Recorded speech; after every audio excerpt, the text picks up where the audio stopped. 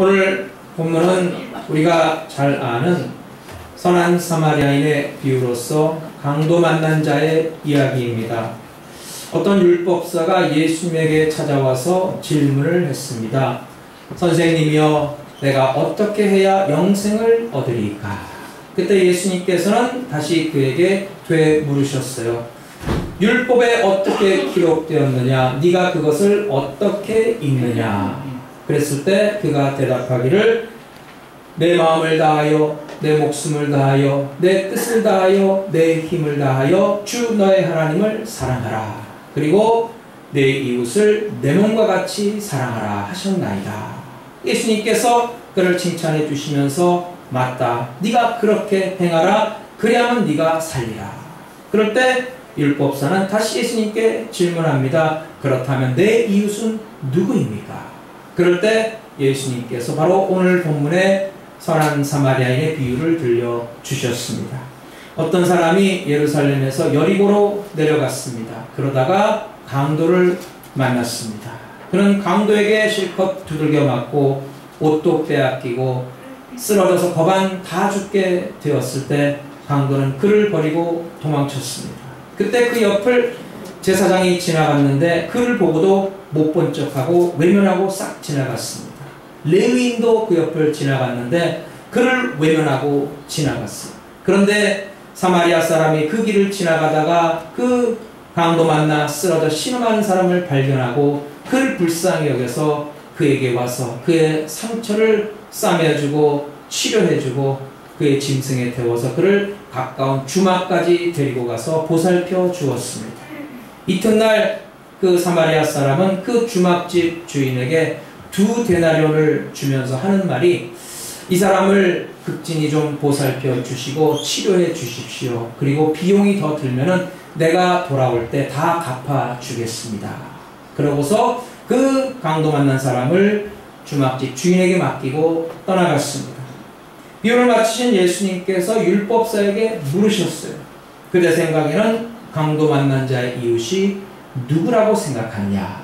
그랬을 때 율법사가 하는 말이, 자비를 베푼 자입니다.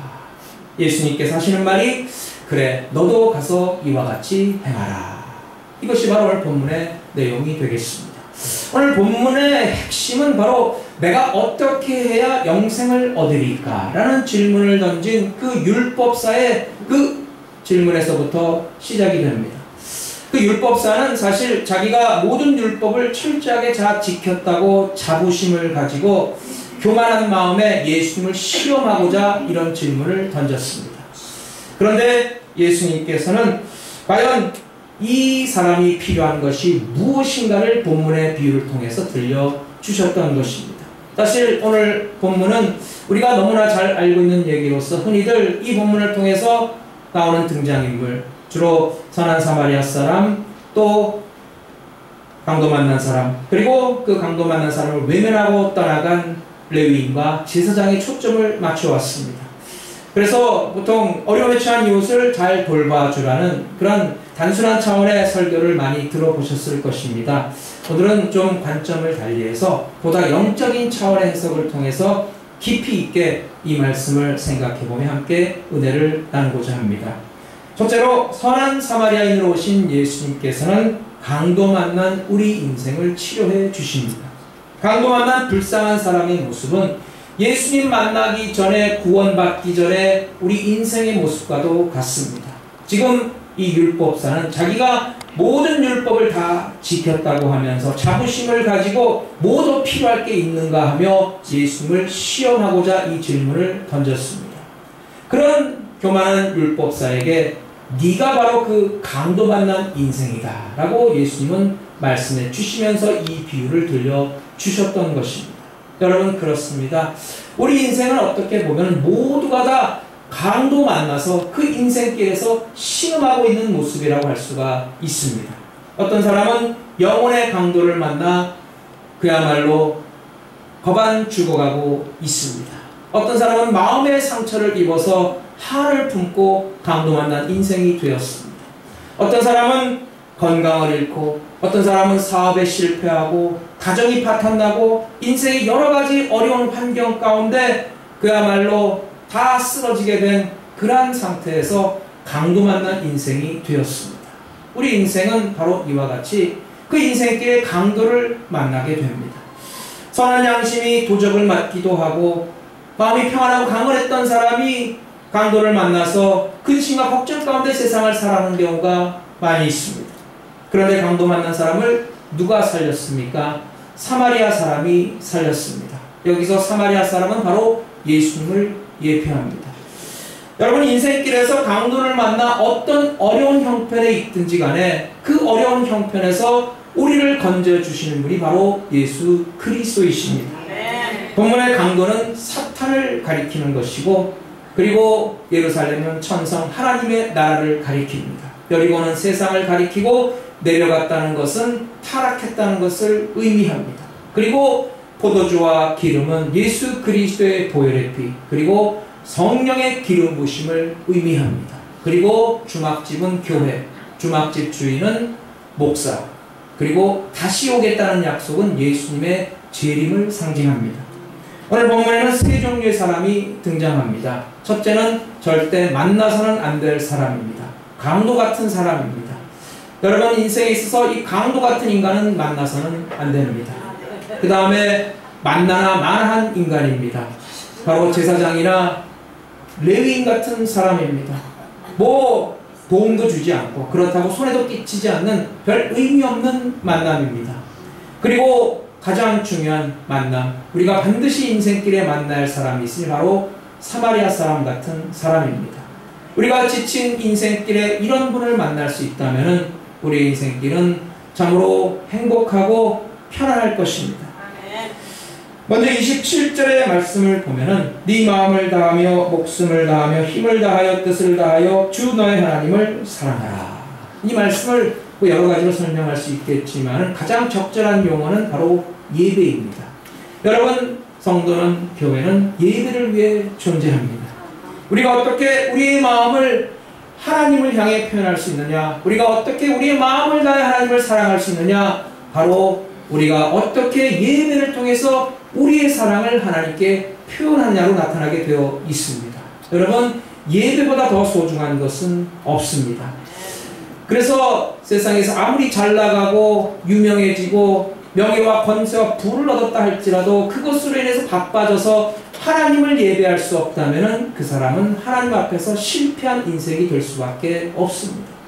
교회에서 우리가 아무리 바쁜 일이 있고 봉사할 일이 있다 할지라도 예배보다 우선되는 것은 결코 없습니다. 이웃을 내 몸과 같이 사랑하라. 이 말씀은 자기 자신처럼 이웃을 대하라는 것입니다. 여러분, 그리스도인은 바로 이웃을 사랑하기 위해 오늘도 사명을 받았습니다. 세상의 관심은 얼마나 섬김을 받느냐, 대접을 받느냐에 있지만은 그리스도인의 관심은 오히려 정반대입니다. 그래서 예수님께서 분명히 마가복음 10장 45절에 말씀하셨어요.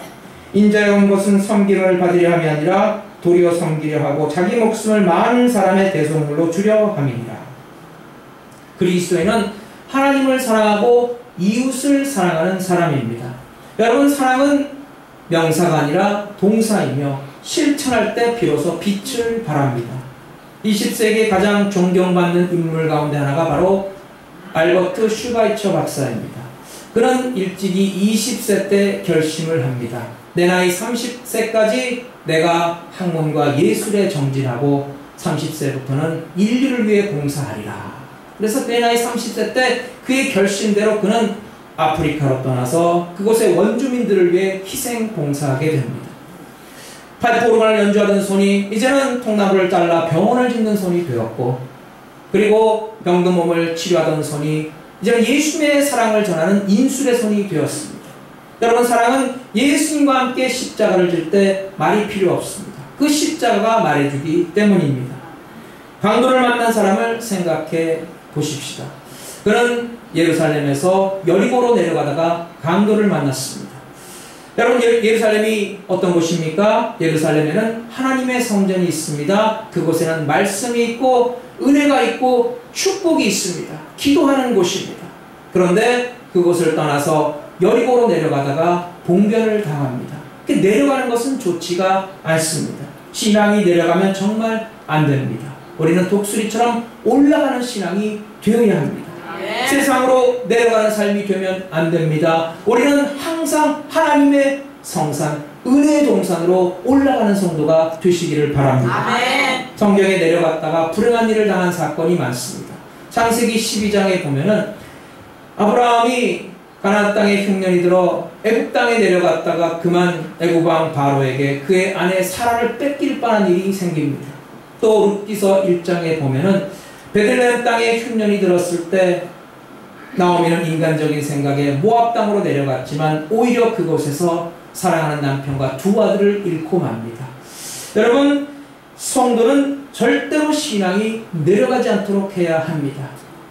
기도 생활이, 감사 생활이, 봉사 생활이, 예배 생활이 내려가면 강도 만날 소지가 있습니다.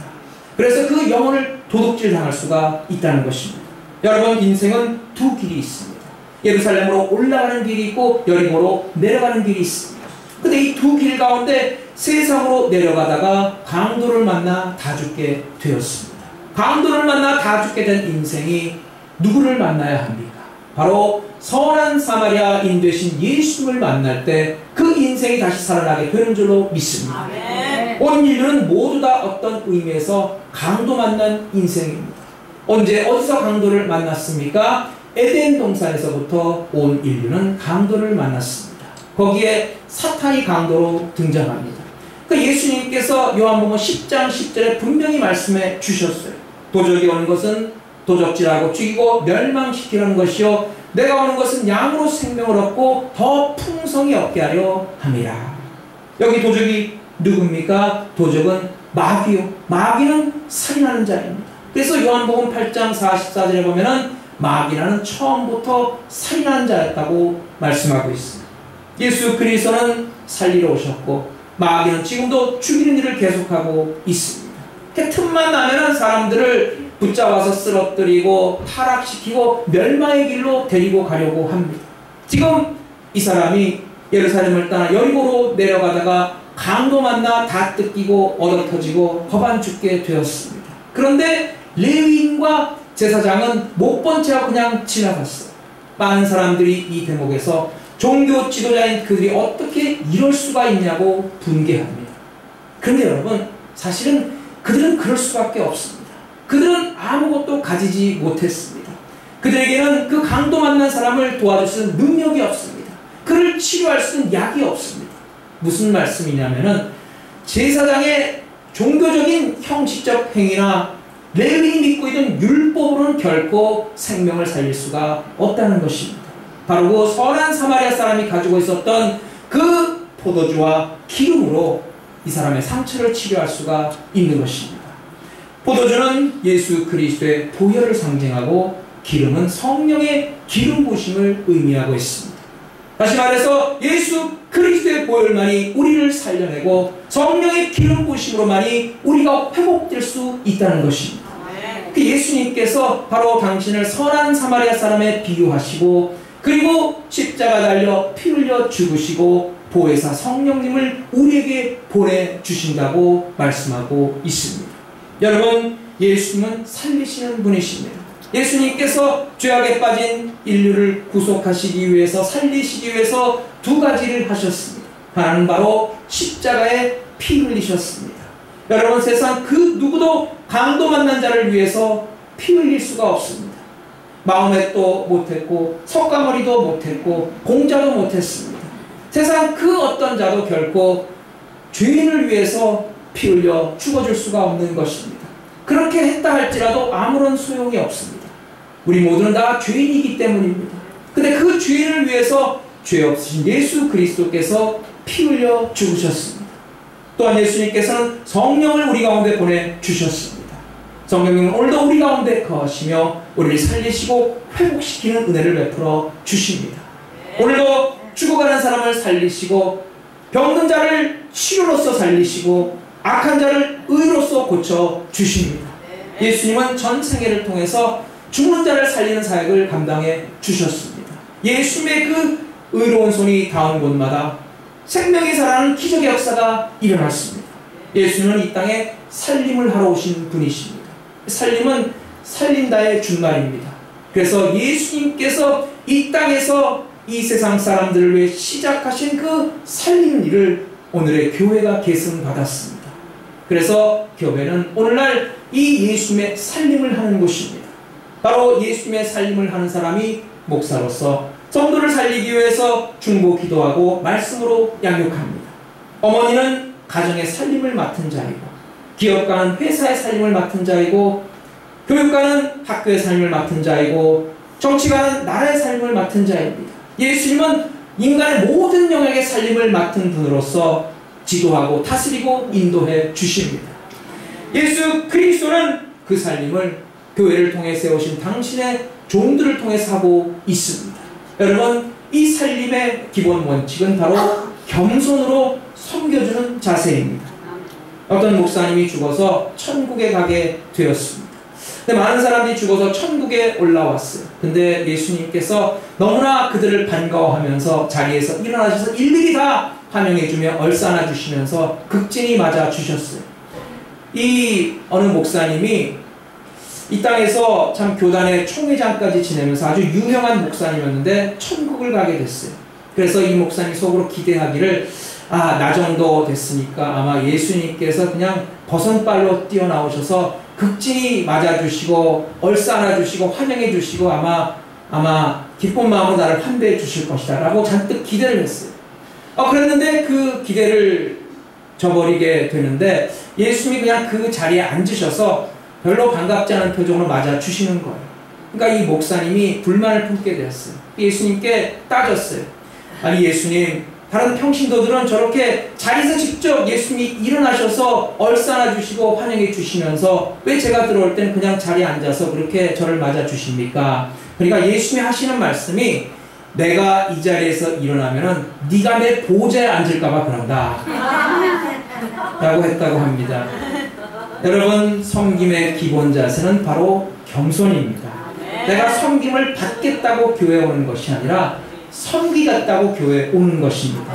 여러분, 교회는 세상에서 강도 만난 자가 예수를 만나 치료받기 위해 오는 곳입니다. 그러므로 우리 교회 새로운 성도가 찾아올 때 우리는 먼저 믿은 성도로서 벌떼같이 달려들어서 그를 사랑으로 섬겨줘야 하는 것입니다. 우리도 강도 만난 영혼으로서 예수 믿고 우리가 치료함 받았으니 다른 성도들도 예수 믿고 치료함 받을 수 있도록 도와주는 성도가 되어야 합니다. 그래서 여러분, 새로운 성도에게는 무조건 친절하고 상냥하고 나이스하게 여러분 안내해 주시길 바랍니다. 그래야 그들이 교회에 정착할 수 있지 않겠습니까? 여러분, 선한 사마리아인 대신 예수를 만나 치료받고 그 삶이 회복되고, 또한 우리 형제 자매들이 그 예수를 만나 회복되고 치료받을 수 있도록 도와주는 성도가 되시기를 바랍니다. 둘째로, 예수님께서 맡겨주신 강도 만난 인생을 돌봐주는 주막 같은 교회가 되어야 합니다. 34절에 보면은 가까이 가서 기름과 포도주를 그 상처에 붓고 싸매고 자기 짐승에 태워 주막으로 데리고 가서 돌봐주고. 사마리아인이 강도 만난 자에게 포도주를 붓고 기름으로 발라서 그를 치료해준 다음에 어디로 데리고 갔습니까? 주막으로 데리고 갔습니다.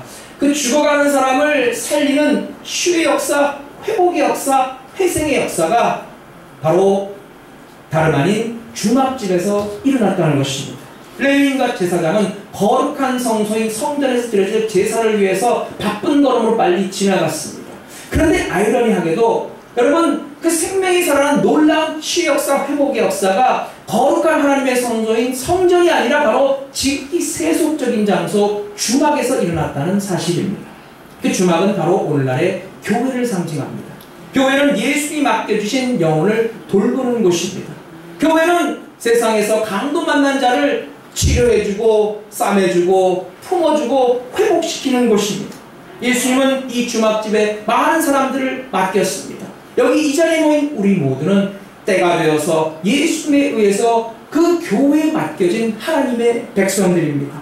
어떤 사람은 질병의 강도를 만나 주막으로 왔고, 어떤 사람은 가정의 강도를 만나 주막으로 왔고, 어떤 사람은 사업의 강도를 만나 주막으로 왔고, 어떤 사람은 그 어려운 환경 가운데 강도를 만나 피투성이가 되어서 주막에 왔습니다. 그런데 모두 다 스스로 주막에 찾아온 것이 아니라 바로 그 사마리아 사람이 인도해서 데리고 왔다는 것입니다.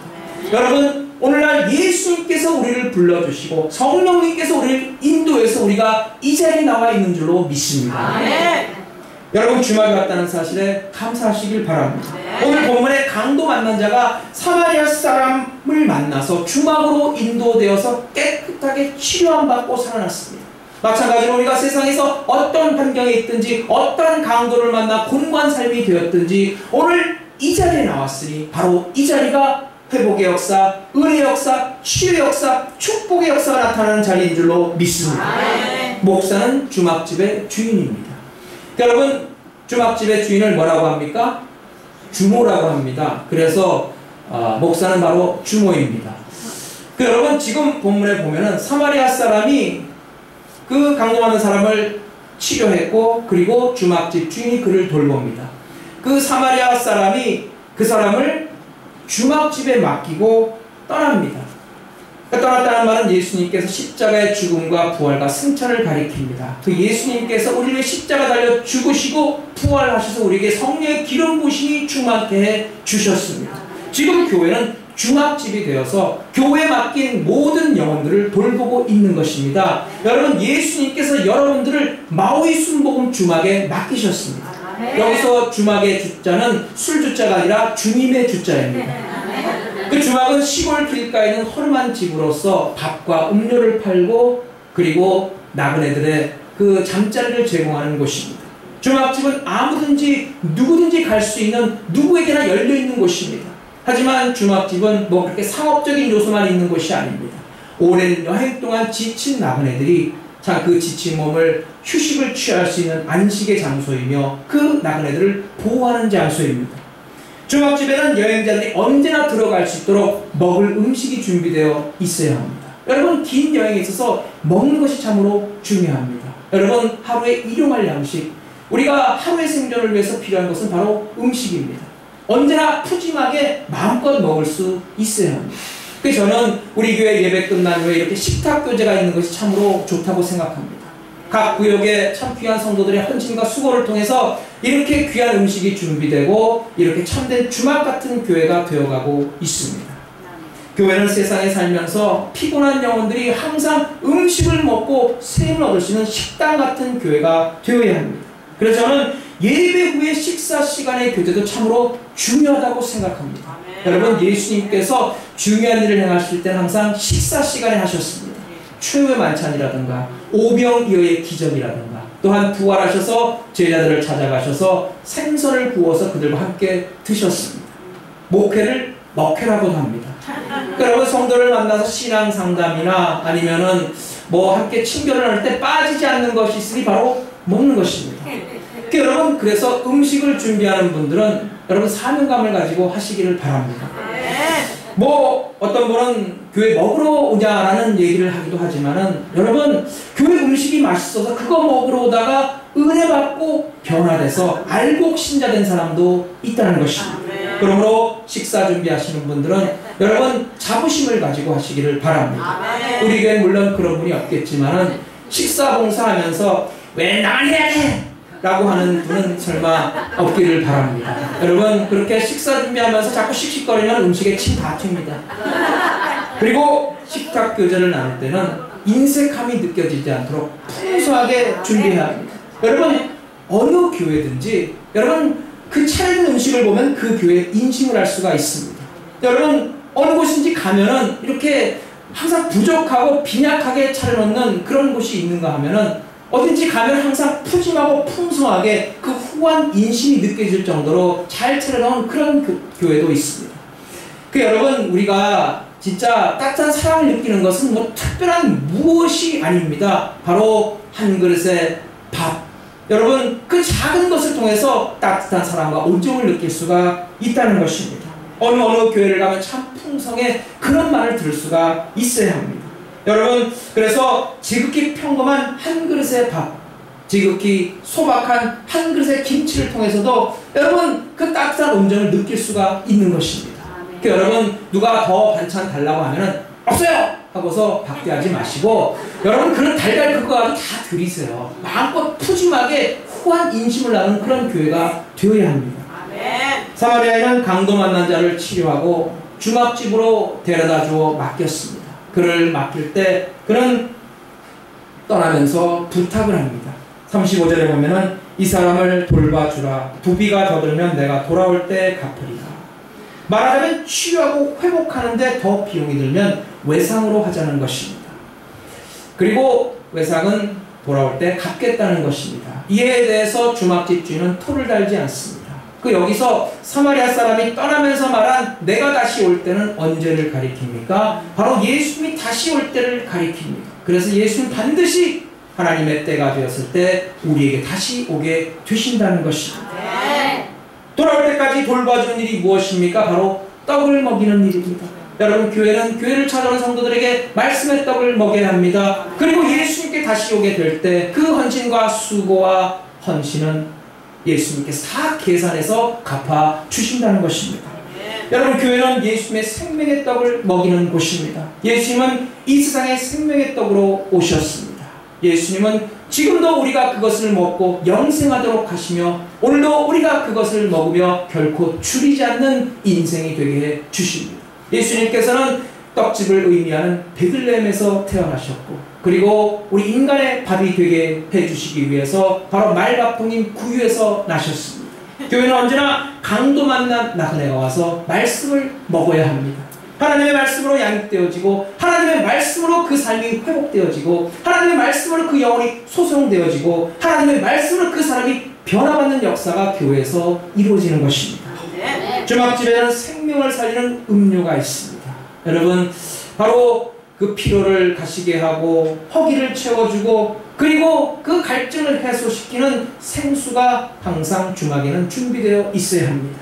강도 만난 사람이 사경을 헤매다가 그 주막집으로 인도되어서 그 상처에 포도주를 부어 치료받았고 또 생수를 마시고 원기를 회복했습니다.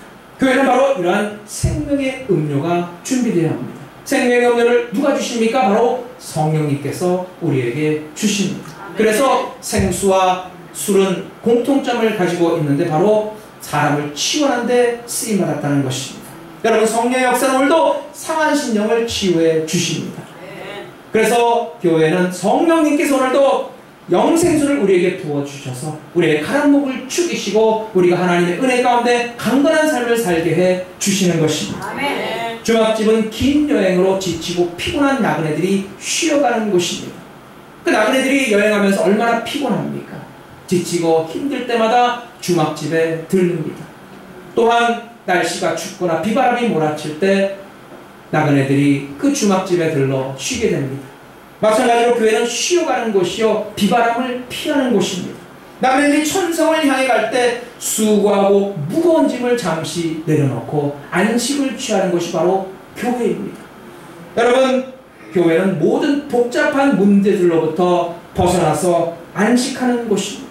그런데 교회가 이와 같은 안식과 쉼의 영적인 분위기를 잃어버리고 또 다른 긴장과 문제를 제공하는 곳이 된다면 그 교회는 교회로서의 생명력과 건강을 잃어버린 것입니다. 절대 이런 교회가 돼서는 아니 됩니다. 교회는 누구든지 와서 그 쉼을 얻고 참된 평안한 안식을 누려야 합니다. 여러분 우리 교회가 누구든지 와서 참된 평안과 안식을 누리는 영혼의 쉼터가 되기를 간절히 바랍니다. 아멘. 여러분 그러기 위해서 우리 모두가 예수의 마음을 품어야 합니다.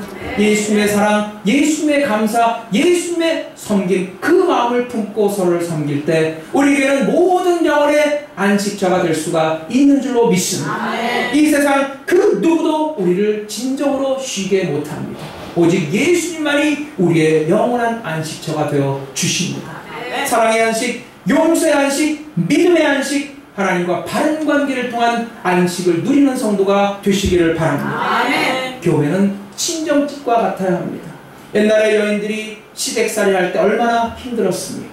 그때마다 친정집에 가서 어머님 품에 안겨 재롱도 떨어보고 땡깡도 부려보고 참된 안식을 누립니다. 그리고 시댁에 갈 때는 한 보따리씩 선물을 가지고 갑니다.